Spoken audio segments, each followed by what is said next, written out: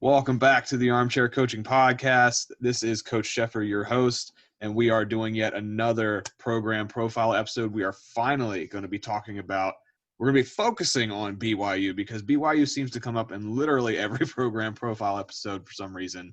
So, Coach Bennett, I agree with you there in the chat. Oh, man, the chat is back already. So, coaches, I'm going to have you guys introduce yourselves before we get started. Coach Bandstra, can you go first? I am Coach Bandstra. I am the co-host of the Gap Down Backer podcast, the host of the Kick and Cover podcast, and I run a YouTube channel for clinics, podcasts, interviews. I am also a special teams coordinator at Fairborn High School in Dayton, Ohio. I am not nearly as popular as Coach Steve, who has his own apparel for sale now, or Coach Bennett with his OnlyFans. All right, Coach Bennett, you're up. It's great to be back. I'm Mathew Bennett. I'm the co-offensive coordinator and offensive line coach at Clinton High School in Clinton, South Carolina. It's great to be back with all you guys except for Bandstra. And make sure you go buy some of Coach Steve's gear. Got to help somebody out. All right, Coach Steve, you're up. Make sure you sell some gear. I'm Coach Steve. I'm the offensive line coach and run game coordinator at Addison Trail High School, western suburb of Chicago. I have to sell apparel on Teespring, so I don't make an OnlyFans. I have to do everything I can to not. Yeah, you got the Coach Steve Show, which is my podcast and YouTube. I changed the name up. So you got Coach Steve apparel. You got Just Run the Spread apparel to piss people off. Working on Just Run Power. So it's great to wash your truck with now that we're talking about it. I don't care how you buy it, but great to be back with such great folks. And just make sure we don't start an OnlyFans. That's all we're asking. And just run the spread. Oh, Lord. Oh, all right. Well, it's good to be back. It's good to have a full complement back. Had a couple episodes where we've been missing at least one person here. So let's go ahead and get started. Like what we normally do with these program profiles, I'm going to do a quick summary of some stats. So we are talking BYU football today. Current head coach is Kalani Sitake in his fifth season with a 36-26 record, which is a win percentage of .581, so just slightly over 500. BYU all-time has a win record of 591 wins, 428 losses, and 27 ties with a win percentage of .578. So Coach Sitake at the moment has statistically a slight edge over the average all-time record. Bowl record of 15 wins, 21 losses, and 1 tie, so win percentage of .419. One claimed national title in 1984, and if I remember correctly, that was Ty Detmer as quarterback. I'm pretty sure I'm right. You don't remember? You weren't born. That's exactly right. So some of these older years here, some of the history stuff, I was not around for. So you can make fun of me for that, guys. Conference titles. Well, obviously, right now they don't have any conference titles because they're an independent. But over their history, they have 22 conference titles, either from the WAC or from the Mountain West Conference, so they were pretty dominant in those conferences. And, all right, what else? What were some other stats? Oh, that's the schedule. All right. So we'll go ahead and jump right into the questions that I have here. Unfortunately, I didn't have quite a few.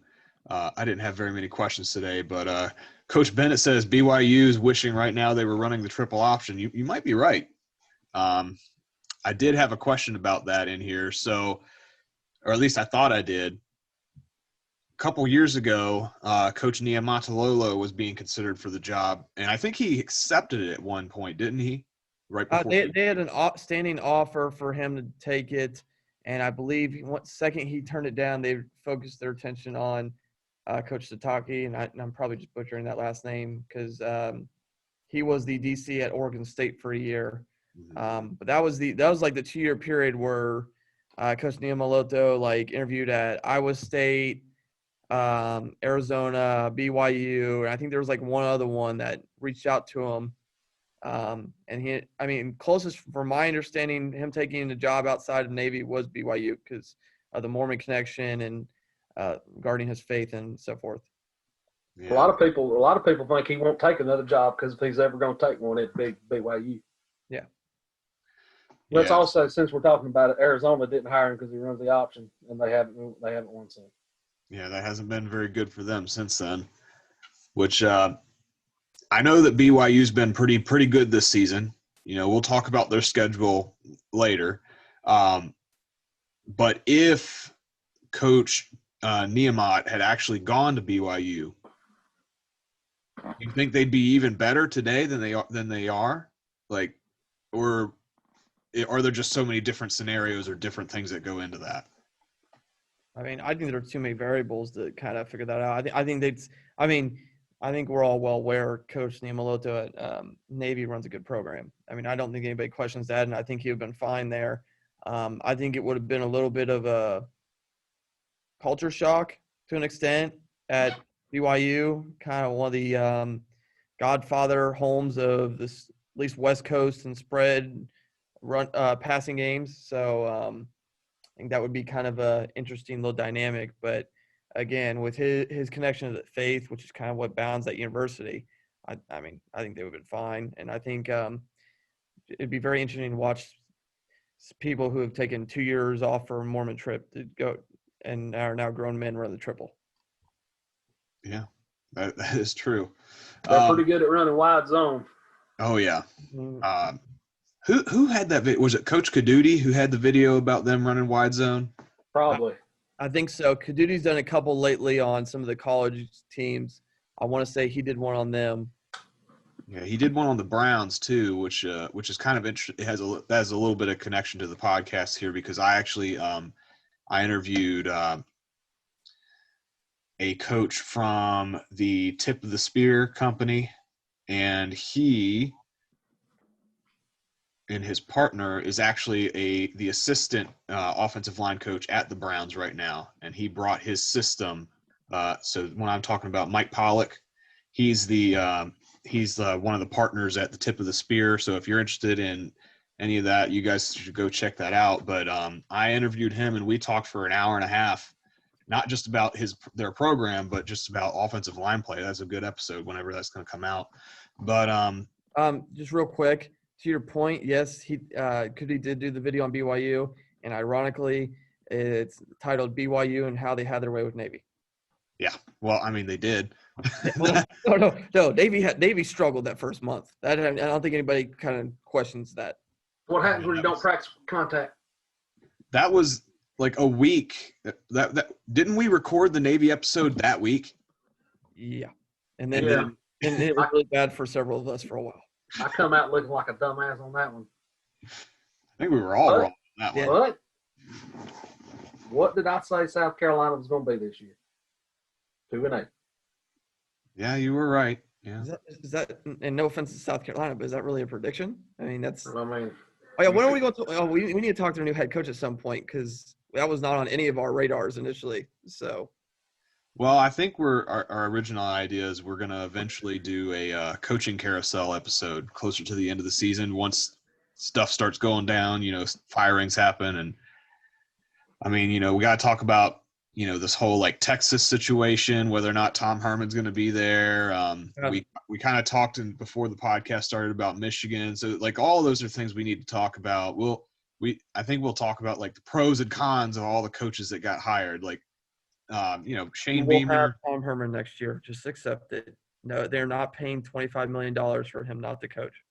Who would have thought that the University of Texas would turn into a job that a guy like Urban Meyer would just be like, nah. You guys can take Lovie Smith off our hands. Well, that Matt Campbell has leaked that he will not entertain either. Yeah. Oh, he can come to Illinois too. That's fine. Why? Why would you leave? Nathan Shieldhouse from Illinois is on his staff. Why would you leave a flyover state to go to another flyover state? We're diverting his whole podcast right here, but yeah. I'm taking over. Come to Illinois. This is the Coach Steve show. Follow the link in the bio to get your gear. Go to Fanatics. Go get the gear. Go. Yeah. But did you read the article? Matt Campbell's top 2 jobs are the Ohio State University and Notre Dame. Hey, Michigan is undefeated against Ohio State this year. Thank God for Michigan, so Ohio State doesn't go to the playoff. Thank you. Clemson's undefeated against them for real. True. I'm not arguing with that statement. Take that, James Heath, wherever you at. Lord, I'm going to get an email about that. Great. He's not going to edit this for you. All right. Oh, you distracted me. Whoops. Oh, yeah, BYU. BYU. For now. You can go. It always ends up that way. We originally think we're going to talk about something, and then we talk about something else completely. The first 10 minutes of this podcast are brought to you by hating on Texas. Yes. I'm a Texas fan. I'm hating on them. Do you want me to pick you up some gear since I'll be there in a week? Sure. From Coach Steve? No, but some Texas gear. I got to pick up some UTSA gear while I'm down there. So just make sure it's not Texas A&M. Oh, you want me to do that on purpose? I can do that. I mean, I will gladly pick up some. I know this is going to be sounding like blasphemy, but I'm considering jumping ship. You want to jump ship to a different Texas school? Go to UTSA and Jeff Traylor. Man has them rolling. If I was going to pull for a school in Texas, man, I mean, you want to have fun, pull for SMU. San Antonio's a better city. I wouldn't. I'm not judging it based off the geographical area. I'm just talking about SMU as entertaining football games, and they're usually on ESPN or ESPN2. Mm-hmm. You don't have to have ESPN the Ocho like you do have to watch UTSA. I'll tell you, honestly, though, Stephen F. Austin, that's my guy. They do some good stuff. Yeah. Man. They're always in their playoff, too, in the FCS. So he spoke at the Clemson Clinic a couple years ago. One of the best clinic speakers I've ever heard. He's phenomenal. It was before he took the Stephen F. Austin job. It was when he was at one of those big 2 schools in Texas. The only Stephen F. Austin game that I remember being able to see live on TV was a couple years ago when they were playing at North Dakota State in the playoffs. That's it was like tough. it was whoever won that game goes to the national title game, and they played JMU in the national title game. But that was a tough game because I remember North Dakota State just came out and railroaded them. They were just running the ball, man. I miss watching North Dakota State. I'd rather watch them play than some of the D1 schools that we're actually able to watch, to be honest. They do some like NFL level stuff. Like I talked to one of their assistants this offseason, and he broke down and they think that quarterback they have that this year that's got to a bowl is better than Wentz. And now, obviously, in hindsight, that doesn't look good because he just got benched for what's his face. But I mean, Wentz has started 3-4 seasons now when he's not hurt, and like I said, they are very high on this guy they got right now. Mm-hmm. Well, the year the Eagles won the Super Bowl, Wentz had them at like 10-0. Yeah. Before he got hurt, yeah. He's. I mean, it kind of goes back to their reminder thing. They're in the NFL for a reason. They're good football players. I mean, they're bad. They might be bad relative to other NFL players, but as a whole, like they're all still good football players. Like Carson Wentz is still a good football player. Well, I mean, if Alex Smith breaks his leg again, I'm sure the Washington football team would gladly take him. That's so I wrong. swear to God, watching those games, I mean, you know, good on Washington for being able to beat the only undefeated team in the NFL. But I swear to God, every time a defender gets anywhere near him, I just cringe. I'm like, that leg is not ready. The reason I'm rooting for that team is because of Alex Smith. That is the only reason I'm rooting for them. And, man, their defense isn't bad. If they got a little bit more help on the back end on defense, and their front end's pretty good. They just need to get something going on offense. The only thing they have is a run game, and when somebody stuffs that, there's no passing game to call for. But I think Washington and the Giants, those teams are on the rise in the NFC least, and the Eagles are on the downward spiral. Who knows what the heck's going on with the Cowboys?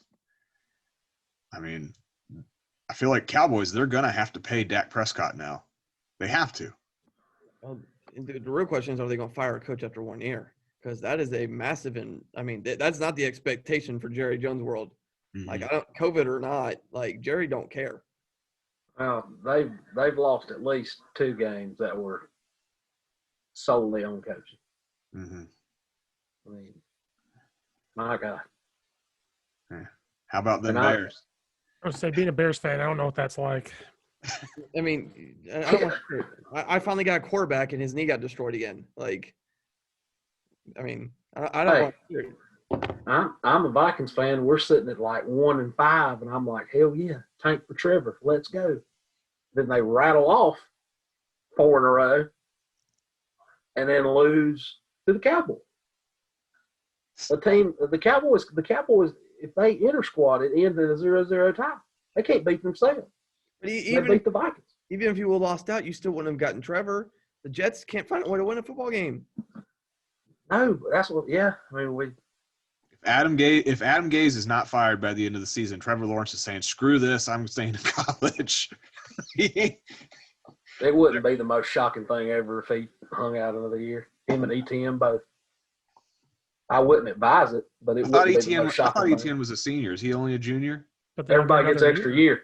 Oh, that's right. I will say this, though, speaking of Clemson alumni, I will say I am extremely grateful for T. Higgins at this point as a Bengals fan, as the one bright spot in my year. So I'm appreciative of that. Y'all don't deserve him.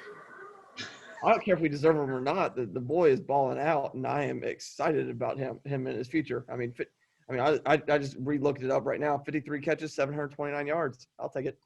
Well, y'all have quietly squandered a generational talent at receiver over the last decade.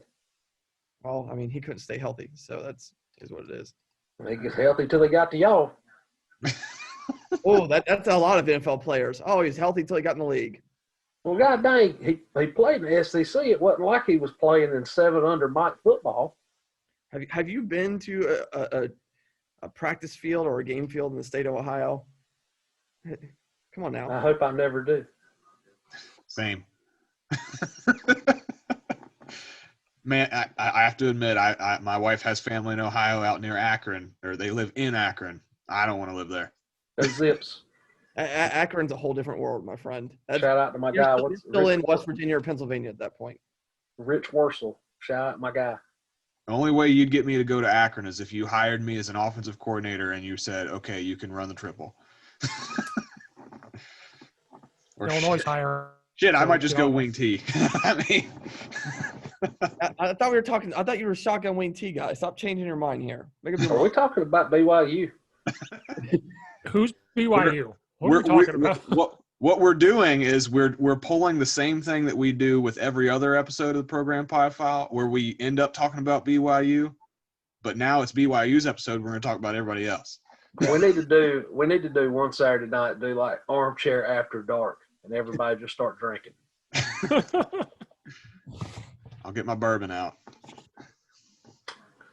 Let's do that episode while I'm in Texas from the 18th to the 24th, so I can at least enjoy nice 70-degree weather while I'm doing it.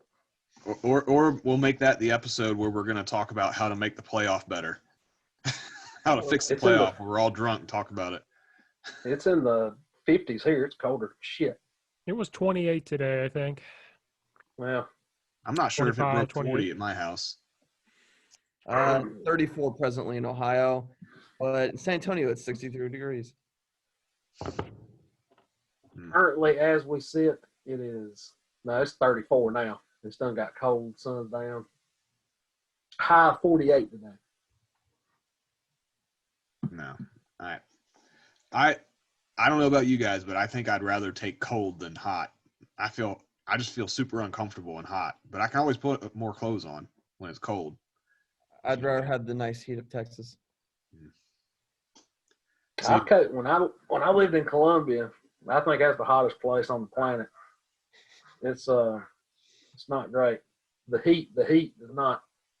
My fat ass isn't built for that. Well, it's the Southeast, and I'll say from experience. I mean, in Virginia, it's not as bad as in South Carolina or Georgia, but Southeast, it's not just hot; it's wet hot. you got mosquitoes, and it's just horrible. Yeah, but we better start talking about BYU.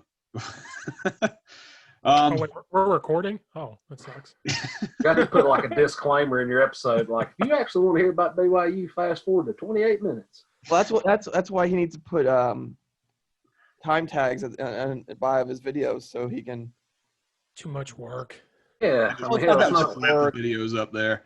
Sheffer's- Afterthought. That's why you got all kind of time, Sheffer. Hell, you ain't got practice. No, that's what the guy who edits it for you. That's what you have them do. I mean, that's I write those down as I edit them. Yeah. I learned that from Carrick at Flexbone 101 channel. That's a good guy. And his computer burned up, so he has no computer.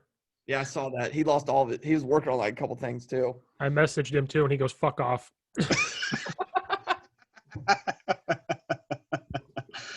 I swear we all need to literally get, maybe we all of us podcasters and YouTube, we go to the Clemson clinic or something next year. Highly advised. It's the best clinic in the country. It's at least 4 times better than the Ohio State one. And we'll I don't go to the Ohio State one. I go to our state clinic. What a Our great state roll. clinic's a good time too. Ohio State not making the playoffs. What a great time to be alive. I'm You so do realize they're in the process of changing the league rules tomorrow. I will sue the ass off of the Big Ten if they change the rules for just Ohio State. I hope they change the rules because that pretty much guarantees Clemson in the national championship game. They leaked that today, that all the Big Ten athletic directors are getting together tomorrow to discuss. Bowing down and kissing the feet of Ohio State. I hope that's what happens. Steve, that's what your conference has come to. They're not even that good this year, so I hope they play Bama first and get rolled. So they talked about either changing the rules so Ohio State could get into the championship game or allowing them to play non-conference game, which at that point Nebraska may riot. Or the third option is just play Indiana again, because right now it looks like Indiana's game against Purdue is going to get canceled this week. Indiana won't do that without their quarterback. Yeah, I don't know. Well, that's BYU or Ohio State can come to Conway, South Carolina if they want to. Jump on the teal. The rumor is that if they go non-conference, they're going to try to get A&M. I could watch that. Yeah. It's a no-lose for you. You either get to watch A&M lose or you get to watch Ohio State lose. Yeah, pretty much. One thing's for certain, though. Texas is back. To being mediocre. I was sitting there watching that Texas game. I was like, where in the world was this run game the entire season? They had 2 running backs who ran for like over 200 yards apiece. It's like, well, I'll tell you what happened. A buddy of mine said, "Hey, what do you think about the Kansas State-Texas game?" And I said, "Take Kansas State and the points." That's what happened. I gave out a pick and dead. Yeah, I don't know. All right, so BYU. Where were we? BYU. I'm going to give the first question to Coach Steve first because he's been a little quiet here. Coach Steve, what are your personal thoughts on the current BYU coach, Kalani Sitake? I've been too busy making T-shirts over here. I don't know what you guys are doing. I don't know too much about him besides he's a winner. He seems like he knows how to coach. He knows how to win until they get to the teal. They get to play mullets, and then shit hits the fan. I'm just going to jump to that game. Did it not look like BYU didn't have an edge to him? Like, I talked to my buddy Nathan West on a lot of my podcasts. He said the way they went after Wilson, if you did that to Coastal Carolina, they would have ran on the field and punched you in the face. And BYU just didn't have that edge. So that falls on him. I'm not saying they're not tough. I'm not saying this or that. It just seemed like there wasn't an edge. He knows how to coach and win. There just was no edge, if that makes sense. I don't know how you coach that, but there was no edge. There was no fire. There was no, like, sense of urgency. Their running back is bigger than Coastal Carolina's linebackers. Like, that shouldn't have happened, I think. Well, I think what do I know? Coach Bennett in the chat says it best. Coastal Carolina, this was some tough mother truckers on that team. Even though they look small, like they did look a lot smaller than BYU. I'll admit. They are. They're 18 and 19 and 20-year-old kids. Yeah.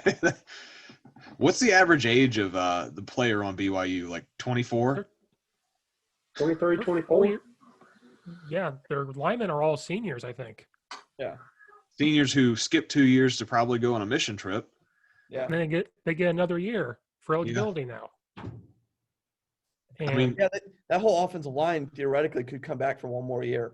Ooh. and Yeah. Wilson's a junior, isn't he? Yeah. yeah, but I think he might be considering NFL. There's After I don't that know. game, I I saw some don't know. reports. After this game, I don't know. Yeah, about He's- I don't know. He's Probably probably best- trying to hang around for another year, see if they get Coastal back on the schedule. Yeah, because they took that game without a contract, right? Yeah, they I'll tell took you, one 3 days later. I think a lot of what you saw was BYU played that game just like Coastal did. Man, everybody played the same on the same time frame, but Coastal had to travel, or BYU had to travel 2,200 miles and do it in 2 days. And they probably drank some of their own Kool-Aid. What does your boy Saban call it? Rat poison. They're just going to go in here and steamroll Coastal. They're bigger, they're stronger, they're tougher, they're 40, and Coastal. I have said it on this podcast before, and I can't say it enough. The staff at Coastal Carolina are a bunch of phenomenal football coaches. Willie Korn and Newland Isaac, the two co-coordinators on offense, do as good a job as anybody in the country. Their offensive line coach, I don't know him. Durkin, I think's his name. He does a phenomenal job. But Willie and Newland, they're fantastic coaches. Jamie Chadwell has done well everywhere he's been. Now, it's been here in South Carolina. He's new on the scene to everybody else. Mm-hmm. I mean, he won at North Greenville. He won at Charleston Southern. And now he's winning at Coastal. It's not a big shot to us. And defensive coordinator is a guy named Chad Staggs. Everybody's going to know that name by the end of the week. But Chad Staggs is USC Upstate, like me, alum, had a boy, Coach Spartans. Chad Staggs is as good of a defensive mind there is. He did a great job at Charleston Southern with those guys the first go around. He did a great job at Furman. And, man, you talk about a fiery, just a short, red-headed, mean, crazy, great football coach. Chad Staggs, man, he's a real deal. His name got tossed around a little bit for the South Carolina DC job. I don't think he'd do that. He may. I mean, I can't say for certain, but I think he'll stick it out with Chadwell because he's been with him, broke away and went to Furman for a couple of years, and then got back with him first chance he could. Josh Miller's another great coach they got on defense. That whole staff, man, they do a great job. Two of their coaches, that O-line coach and the receivers coach, both talked this offseason at like a couple of the Glaziers and a couple other things digitally. I remember listening to Durkin on one of his clinics this offseason. They both did a pretty dang good job when I would listen to both of them speak. Mm-hmm. So would you guys say – this is a question that I put onto Twitter like right after the game happened because that was just a dang good game on both sides. Was this more a good win for Coastal Carolina, or was this more a bad loss by BYU? Program-defining win for Coastal Carolina. Yeah. BYU should not have had caffeine before the game. Those Mormons are not allowed to have caffeine. I think that's what did it. I kind of wonder, like a lot of the guys who run a less traditional, when I say traditional offense, it's spread, zone-based offense. When guys who run a less traditional, like a triple or a wing tee or something that's a little bit different, like Coastal's offense, their offense is a little bit different. It's kind of a gun triple hybrid with a spread a little bit. I wonder, do you guys think that this game kind of proved the point that those guys are saying is one of the reasons that we run this offense is because it's hard to prepare for on a short week? That's what a lot of the triple option guys say. It's like, look, usually if we're a triple option team, like in the past, it used to be Georgia Tech, if they're the triple option team, they're the only triple option team that anyone on their schedule is seeing, but everybody else is running some form of the spread.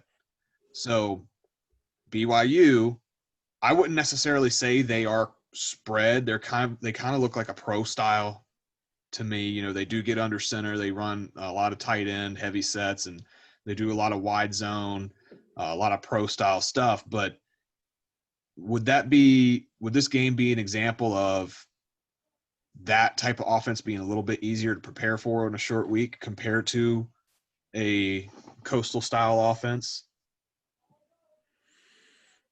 I mean, it's not like Coastal Carolina scored 50, so BYU still played it very well. Yeah, I think BYU just were very conservative play calling. Did they run any other run play besides wide zone that whole game? Wow. Like, I don't think they did. So running one is not going to work. Then they kept trying to get Wilson out of the pocket. He was trying to take deep shots. They weren't doing this. Like, so I'm not saying Coastal Carolina's offense wasn't the reason, but I mean, they only scored 22. Because they wore them out, so they started to score again, but it wasn't like they scored 50. I thought it was going to be a high-scoring game. I thought it was going to be 40-50 because of 2 days to prepare for Coastal Carolina because BYU was so much bigger.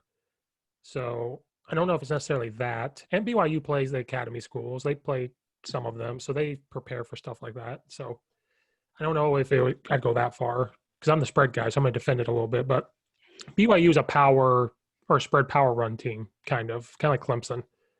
They want to do that stuff, which they should. They should have just ran the ball. If they were in inside zone, I think they would have done better than that wide zone. I think wide zone doesn't work as well against a team like Coastal when you're – there's nothing against the play. I don't want Jake Timmerman coming after me or anything. My buddy from Grayson, he's a big wide zone guy. You might get blacklisted by Caduti. Yeah, I don't want Caduti attacking me either. You don't want guys that look like models coming after you. It's not a good time. But the wide zone, I think they underestimated how Coastal not very big, but man, they're quick. And they were able, if there was any separation, they were able to attack it and create piles and slow it down. I mean, I don't think it says anything negatively about either offense.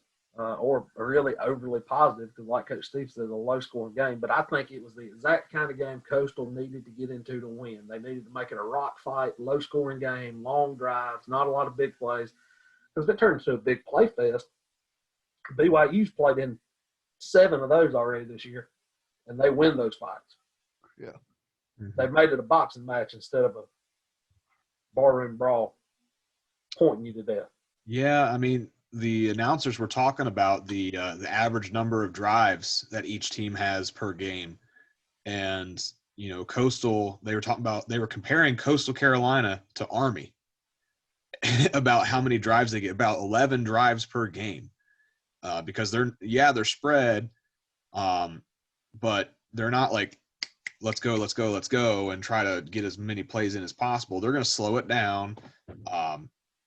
Run that clock a little bit. They're going to make sure that the other team doesn't get as many possessions. And that's kind of the strategy behind a lot of those slower, offenses. They're trying to limit the amount of possessions, make it a lower scoring game, make sure you're still in it. And it worked. I mean, it worked for them. So what those guys at Coastal do, same thing that Coach Ken does a great job of it at Navy and Army does it too, is they snap the ball late in the play clock, and very rarely – I'm not saying they don't have bad plays. Obviously, they have bad plays, but very rarely are they in a bad play. You know what I mean? They wait to see – they're going to wait to the very last second so you don't have as much time to adjust to whatever the motion is or anything like that. They want to try to run the best play for what defense you're lined up in. Yeah. All right, well, let's get back to BYU because now we're making the Coastal Carolina episode. We seem to do that every time. I'm not really going in order here on these questions, but, like BYU, they've kind of had, even though they're not really considered a powerhouse program because they're not necessarily on the elite levels of the Alabamas or the Clemsons or the Ohio States throughout history, they've had a lot of success. And unfortunately for me, since I'm pretty young, a lot of that success happened before I really started paying attention. And for example, from 1972 to 2000, Lavelle Edwards coached BYU. He was the coach for 28 seasons. That really doesn't happen anymore.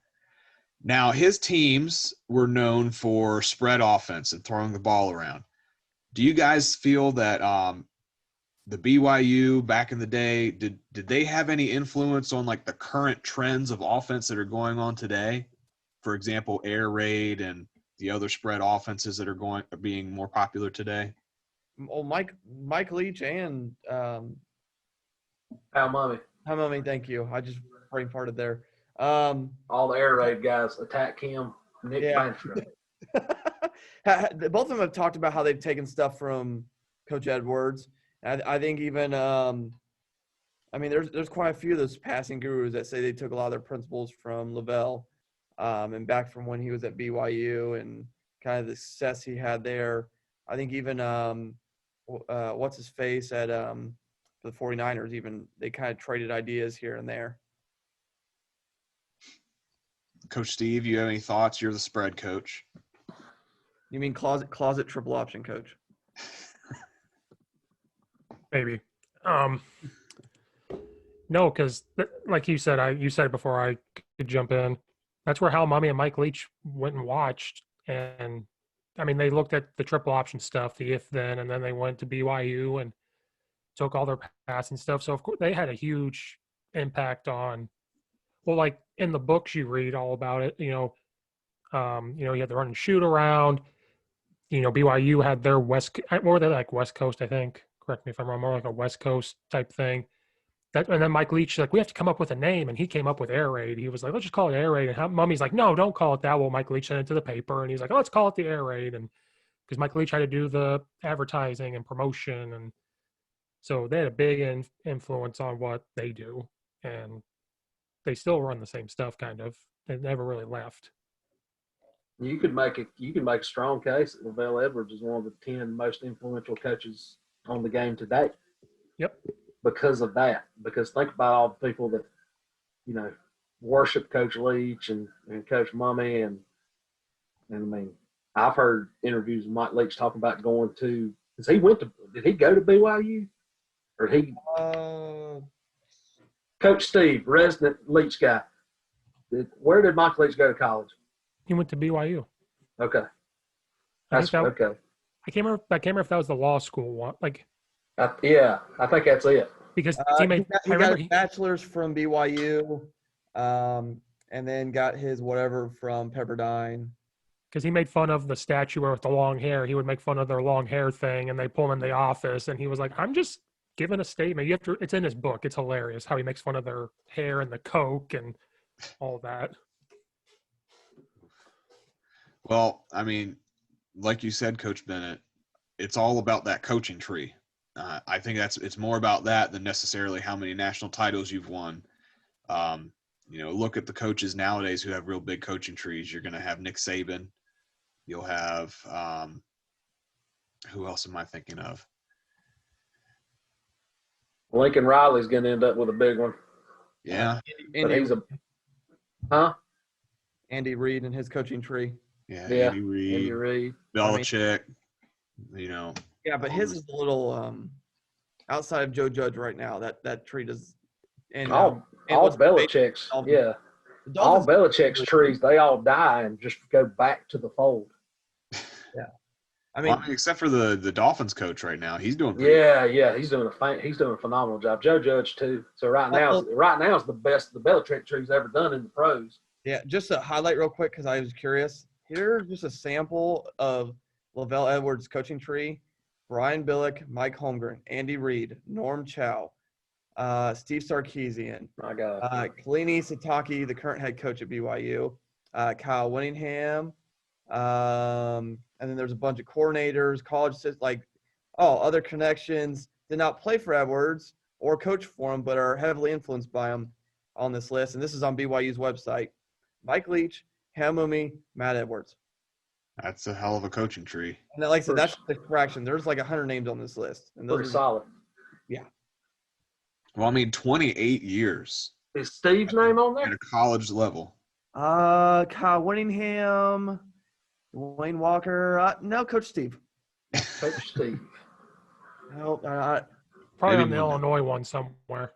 Send them one of your shirts. Oh no, that's Steve Kafusi. Sorry, he's the assistant somewhere else. Nope.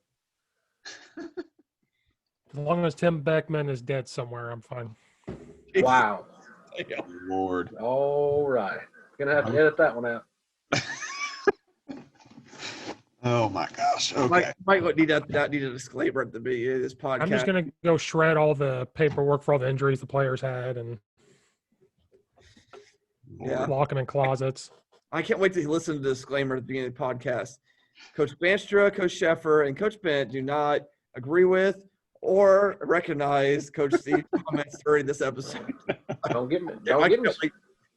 Oh, We'll start Lord. talking about Brian Kelly. I'll get it stirred up here now. Oh, Lord. Well, I'll put it in the chat. another coach that we need to talk about that has had a big influence from BYU was Coach Bronco Mendenhall, who's currently at UVA.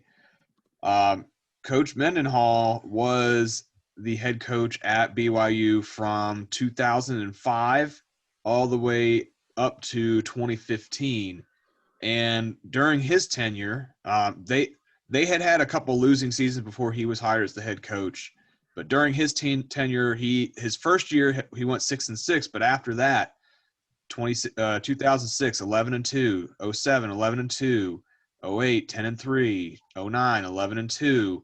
He didn't have a season under 7 wins after that first season at BYU, and they were doing pretty well. They were dominating whatever conference they were in. They were going to bowl games.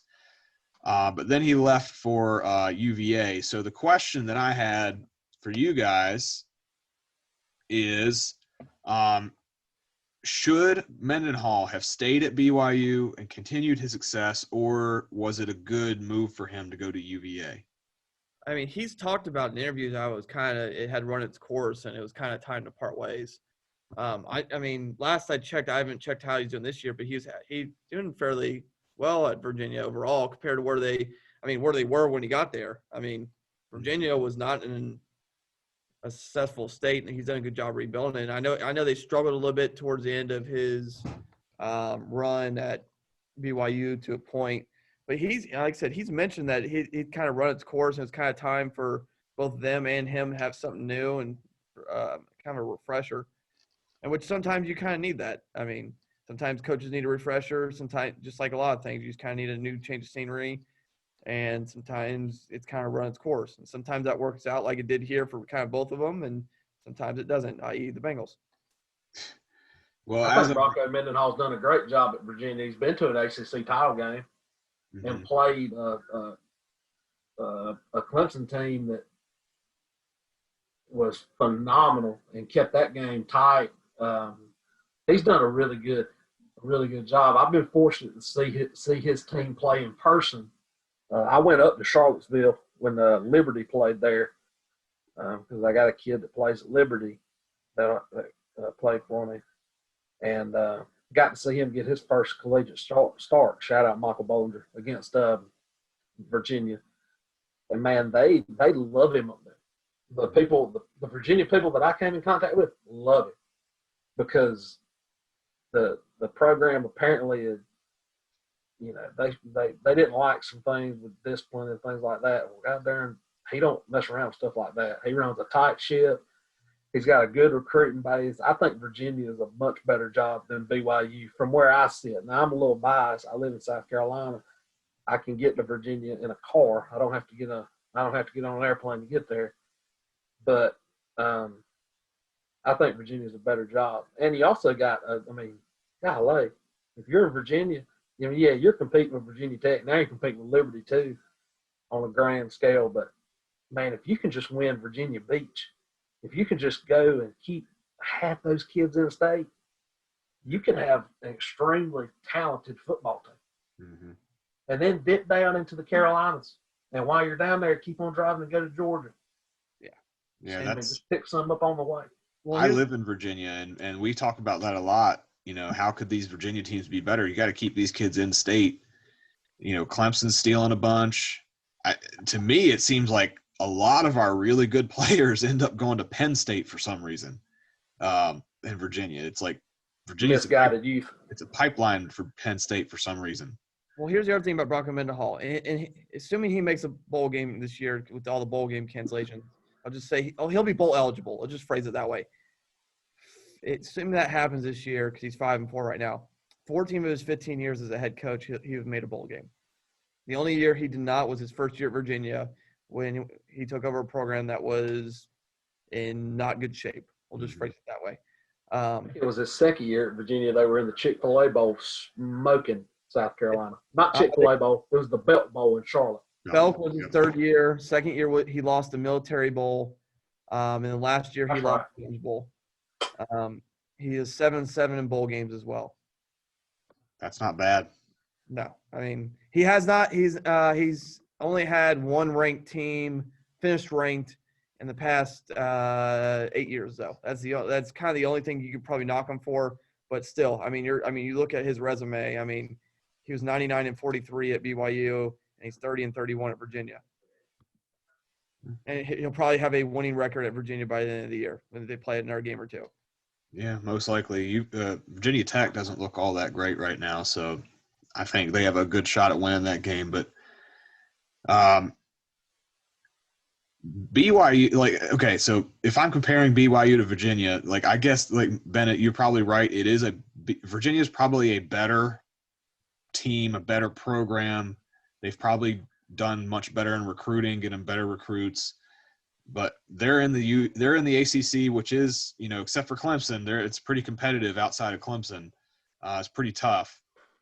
And, BYU, they're independent right now. But when they were part of conferences, they were part of the Mountain West. They were part of the WAC for a long time, and they were dominating those conferences. Did it really make sense for them to leave those conferences? Because they really haven't done all that hot as an independent team since then. I think the only team that it makes sense to be independent is Notre Dame because they got a TV deal. I think in my opinion, BYU is going to leave the WAC or the Mountain West or whatever, it should have been to go to the Pac-12. So I'm sure there's something standing in the way of that. I don't know what it is, but I'm sure there's some institutional deal where the Pac-12 does something and it's really blocking that move. Kind of like how Penn State always blocked Pittsburgh for joining the Big Ten. It's kind of the same concept. I remember when that happened, they were trying to do well enough so either the Big 12 or the Pac-12 would pick them up. That's why they left the Mountain West. They were trying to get picked up by one of those two so they could increase their TV rights. Yeah, the Big 12. I didn't think about that. That'd be another good one too. Well, because just because at the time you still had Colorado still in that league. Nebraska. This was right as stuff was starting to break up. They used to be such a good conference. Yeah. But that was always the thing was were they going to them and Boise were both trying to make a parlay to the Pac-12. That never worked out. And at the same time, when that started to fall through, they tried to parlay into the Big 12, and Big 12 had no desire to really move more northwest. That was kind of the thing is they were fine with their bubble. Because they never expanded. They were the one conference after they lost people that just, we'll be fine with 10 teams. Well, outside of being part of a conference like the Mountain West, which, there's good programs there, but it's not like you're playing Alabama every week. If a team like BYU, they're good, right? If they joined the Big 12, they're 5-5 at best, to be honest. They're not going to beat Iowa State. They're not going to beat Oklahoma. They probably won't beat Texas. I don't know. But, I just year in, year out, they're probably not going to be the top dog. I just don't see them as having the recruiting edge that an Oklahoma would have. I don't see them as having the recruiting edge that a USC or an Oregon would have. I'm not sure they would be competing for championships. The thing is, though, if you get to a bigger conference, you'll be able to recruit better. That's always the theory. And one of their biggest recruiting pitches is the Mormon Church and the ability to the faith-based education. That's why they've recruited Hawaii and Samoa so well. It's why they recruit parts of the West Coast so well. They're part of a Mormon faith and how important it is. You have a lot of kids that go there, take 2-year mission trip, play their freshman year, take 2 years off for their mission trip, and they come back as 22-year-old sophomores and end up with 24-year-old offensive linemen who are just bludgeoning people week to week. So, it's perspective. If they were to join a conference, I think honestly, with the talent level they have, the conference that would make the most sense would be the Mountain West. Yeah. But the conference that they would probably want to join because of their recruiting ties, and it's on the West Coast, I think it would be the Pac-12 is what they would want to join. Plus, Pac-12 has Utah, which is supposed to be it's supposed to be a big rivalry. But when's the last time BYU and Utah has really played? Did they play last year? I don't. Google machine. Yeah. I got Bandstra's on it. Because those used to be like that's called is it Battle for the Beehive Boot or Thought that was the Holy War. Holy War? That's what it is. Probably can't call it that anymore, like the Civil War But or the world's largest cocktail party. Some knockdown, drag out games. I think Utah is probably a better program than BYU right now. Well, I mean, that goes back to his coaching tree. What's his face is the head coach there. Whittingham. Yeah, Whittingham is so underrated as a head football coach. He is fantastic. Has done a great job at building a program there. I think they played last. No. They played Alex Smith, and Urban Meyer putting up 1,000 points a game. BYU played Boise this year, and they throttled them. But I will say this: at that point, Boise State was playing their their third game, while that was BYU's 8th game. So it was kind of a deceptive little,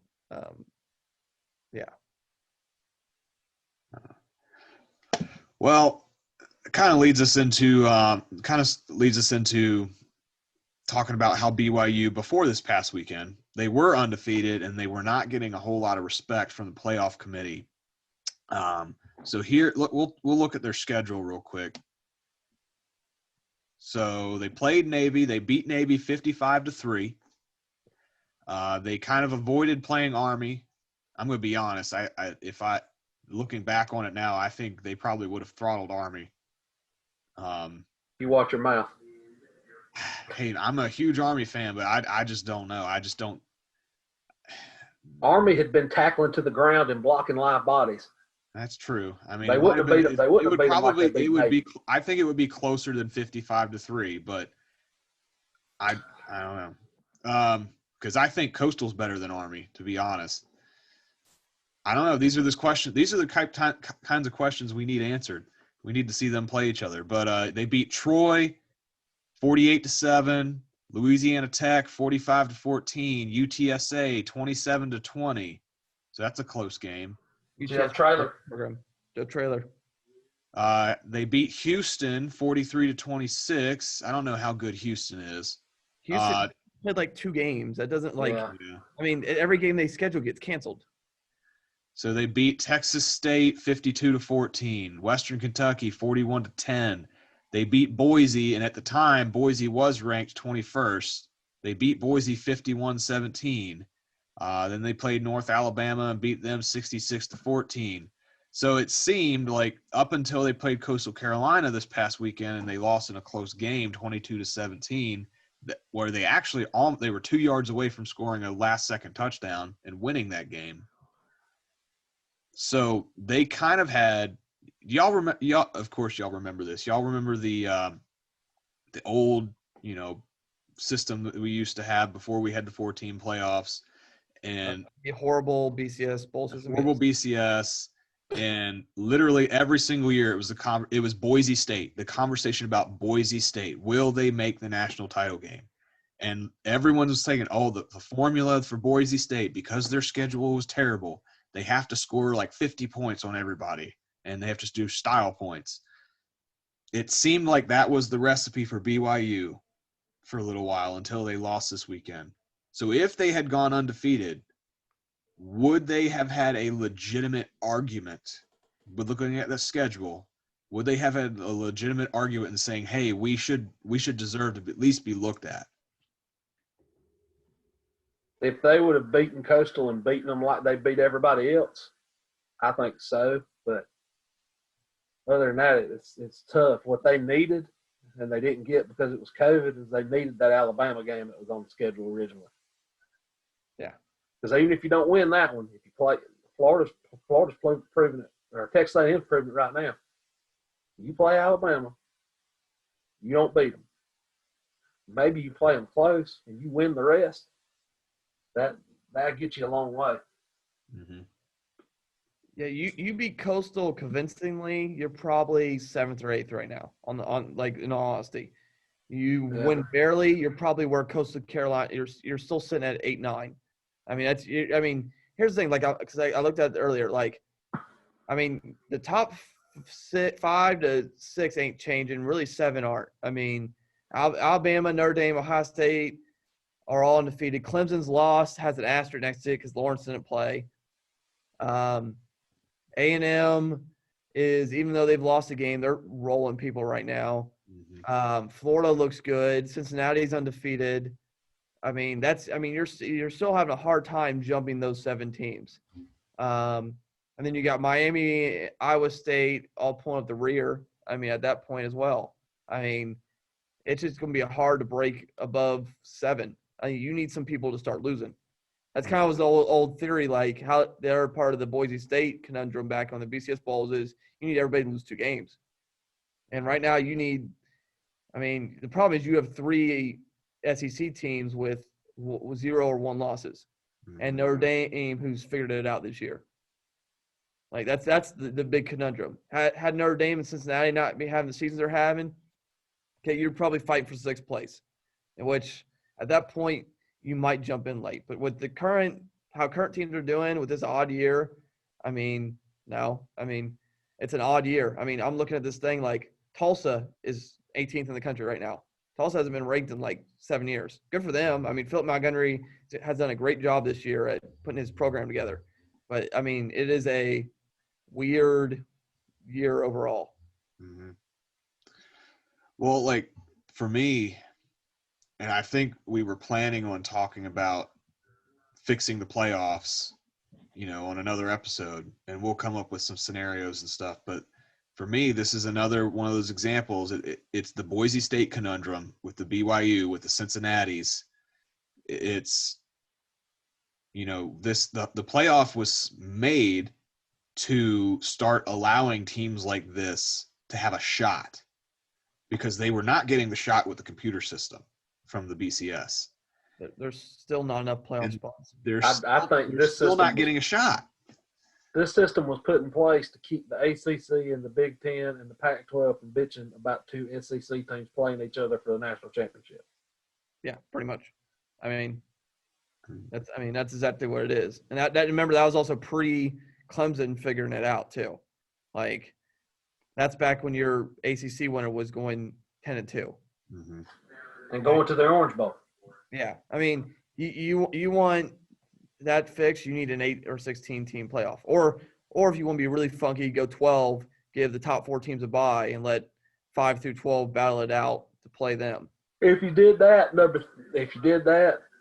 damn, Texas would be 13th, and they'd be raising hell. Yeah. I mean, no matter how you do it, there's always going to be one team out that. According to the current rankings, are 23rd, so they're not near that spot. But I just use Texas as I was thinking about a team that underachieves and maybe climbs it. So without help from creating a new system, how does a team like a BYU literally get in? Do they have to hope somebody loses? They have to hope for multiple teams to lose. 3. You need to schedule essentially an SEC team, a Big Ten team, and either a Big 12 or Pac-12 team that don't suck. Like, you're not scheduling Kansas, the Kansases and the Vanderbilts who win 2-3 games that year. You need to play like a top 5 from each and win by more than 10 probably. Well, I mean, Boise did that a couple of years. They played a good Virginia Tech team and beat them. They played a good Georgia team and beat them. You need more than 1 in a year though. You need like 3, and then you need them like back-to-back weeks. Like, and you need and one of the 3 you need to make an example of, like a true example, like just throttle, and then win the other 2 by at least 10. Because truth be told, it's tough for a team like BYU because Virginia Tech, Georgia, teams like that, they're not playing them. Yeah. What do you stand to gain? It's like playing an option school. You ain't got to. That's why nobody schedules Army anymore. Yeah. Well, No, yeah, when Army played Ohio State close and played Oklahoma closer than they should have and played Michigan close, that's the last time those big schools have scheduled in for a while. the other problem is you schedule so far out. There's no way to know that team's still going to be good. Like Ohio Yeah. State ran in that for a while, where they scheduled some of these Pac-12 and Big 12 teams out like 7, 8 years ahead of time when they were good. And then, but even Virginia Tech, like the years they hit Virginia Tech, they weren't a top 10 ranked team anymore. They were still solid, but they weren't top 10 ranked anymore. So it kind of hurt you a little bit. Like that's the problem. You're scheduling so far out that it's almost hard to predict. Like unless you're trying to schedule like Alabama, Ohio State, and like Oregon 7 years out, teams you know are going to be good 7 years from now. Right. But those aren't. Let's just be honest. You should play all those 3 teams back-to-back weeks. Your best case scenario right now, 1 and 2, probably not even that. I mean, that's murder's row. Did you see BYU schedule before COVID though? That's Bama on it. It was Utah, Michigan State, Arizona State, Minnesota, Utah State, Missouri, Houston, Northern Illinois, Boise State, San Diego State, North Alabama, and then Stanford. I thought BYU had a game scheduled in Alabama. Did I just make that up out of the sky? North Alabama. I thought it was rolled. I'm looking at footballschedules.com. I don't know how accurate this is, but for the 2021 season, let's say scenario time. You know, COVID season's all interesting and all that, but let's say hypothetically you get all of these players on the current BYU team to come back next year. All of them. They might. This is their schedule next year, at least as of right now. Arizona, Utah, Arizona State, USF, Utah State, Boise State, Baylor, Washington State, Virginia, Idaho State, Georgia Southern, and USC. Hypothetically, I think if you go undefeated with that schedule and 2 of those teams pan out to be top 15 teams, you got a legitimate drive. Yeah. I mean that's the type of schedule that if you go on a run, that's the magical type of schedule right there. What's going to hurt them though on that schedule is reread those last 3 teams. It's Idaho State, Yep. Georgia Southern, and USC. So when you're trying to make an impression, because you're not going to a championship game, which is what's going to hurt you. You have essentially no offense to some of those coaches, and I know some of the coaches at Georgia Southern, like they've got some good guys, but you're not Boise State or you're not Utah.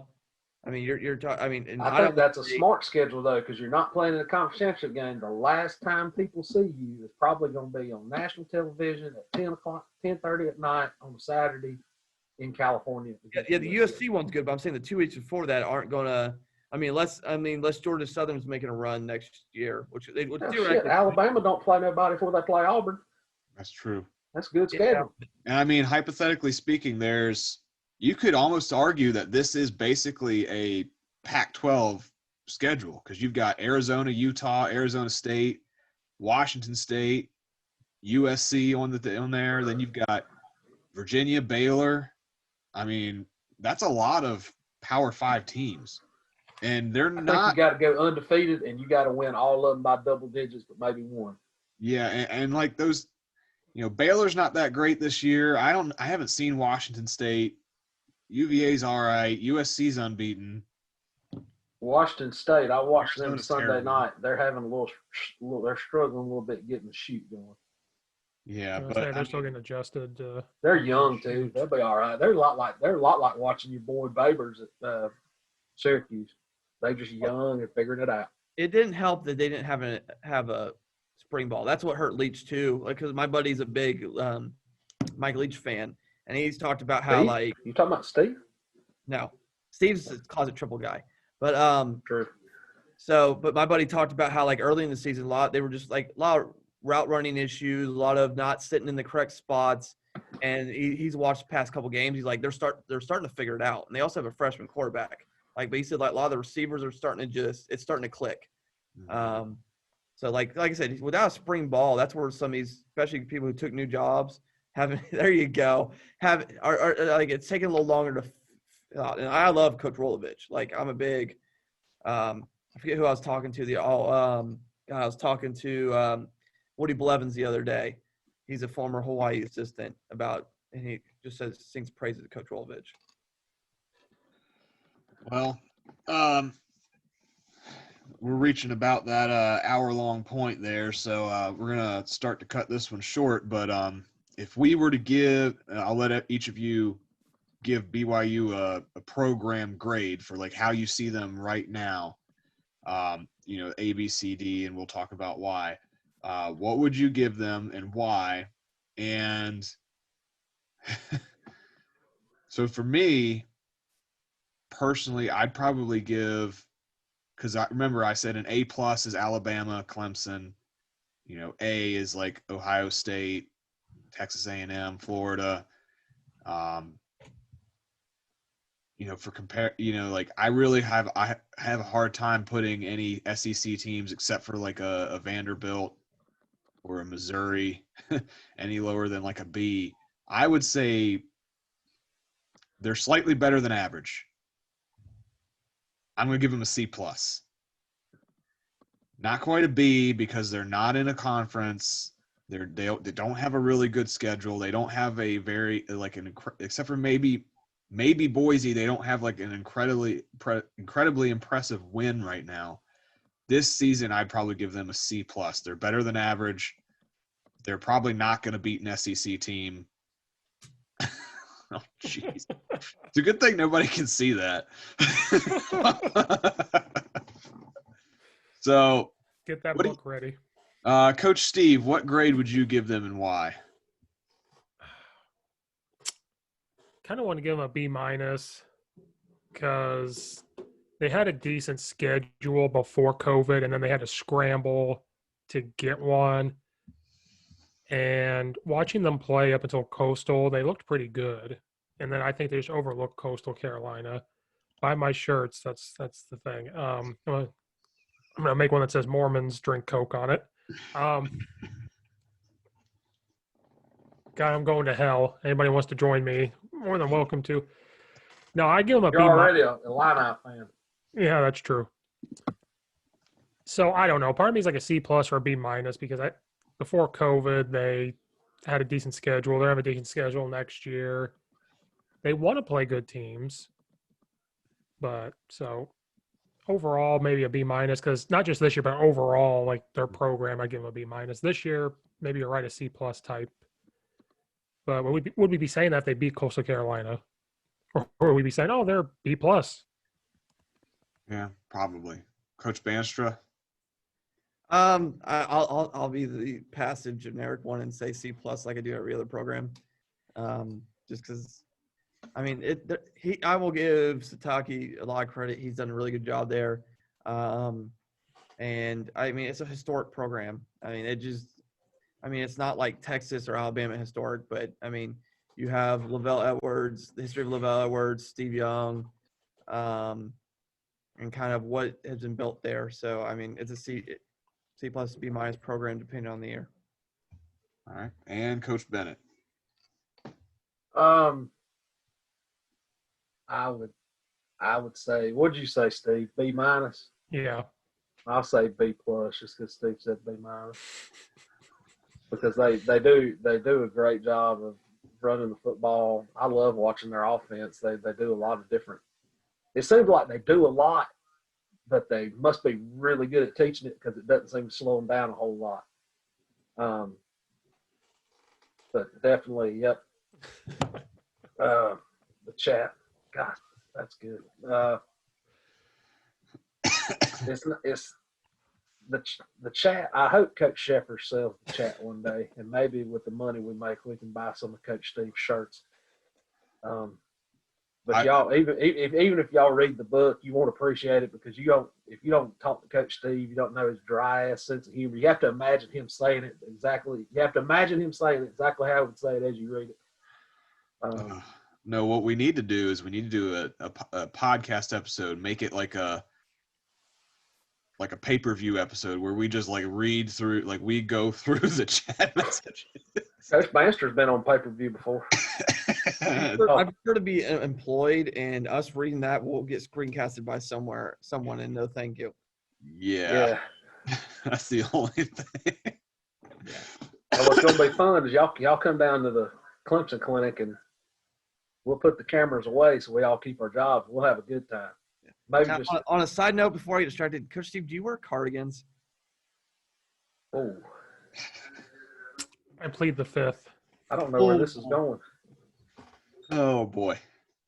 That's why I said that. I don't know where this is. Should I say yes or no? I don't know which one. I'm just asking a simple question. Are there Coach Steve cardigans? I'm writing it down. I'm taking ideas. Don't you worry.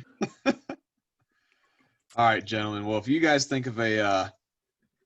ever think of a good TikTok episode, we're gonna make fun of Coach Steve. You're too late. There's already that out there. It's too late. Yeah. Well, All right, guys. We all put money together, orders Coach Steve gear, and then you can just shamelessly sell it on your TikTok. Yeah, Sheffer's going to put the link at the bottom. Make sure you buy one of Coach Steve's shirts or several. Man's got to feed a family. Probably not going to coach this year. All right, we got to get That this helps thing some rolling. coaches out, guys. All right, guys. Well, this has been the Armchair Coaching Podcast, and we are going to be signing off.